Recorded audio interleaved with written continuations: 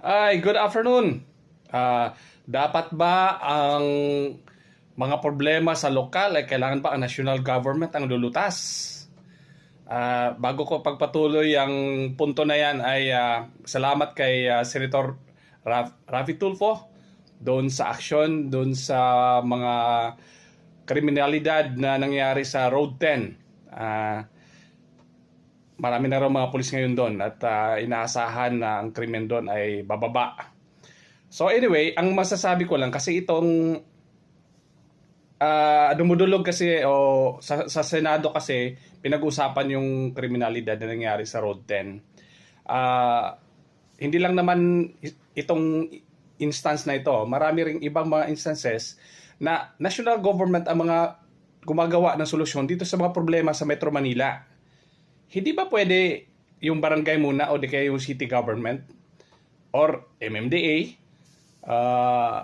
Kailangan bang ang national government talaga ang susolve ng mga problema nyo dito sa Metro Manila or sa mga pati na sa mga karatig ng probinsya na malapit dito sa Manila?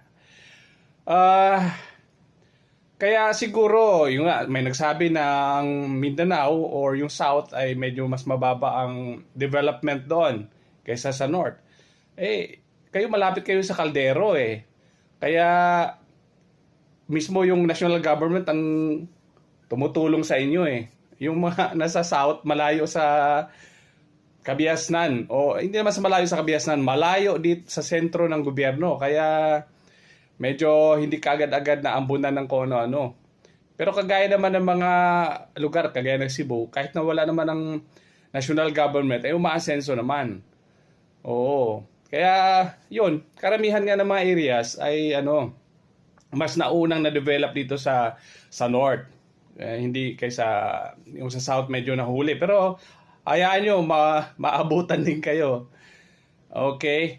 So, yun lang, babalik ako sa punto ko. Sana naman kung may mga problema kayo dito, sana local government naman, ang laki ng mga resources, maraming income ang mga local governments dito, lalo na sa Metro Manila. Kasi mga cities dito ay kinaklasify nga na highly urbanized cities or HUCs. Ang daming pera ng mga yan. Kayang-kaya nilang isolve yung mga kanya-kanyang problema dito.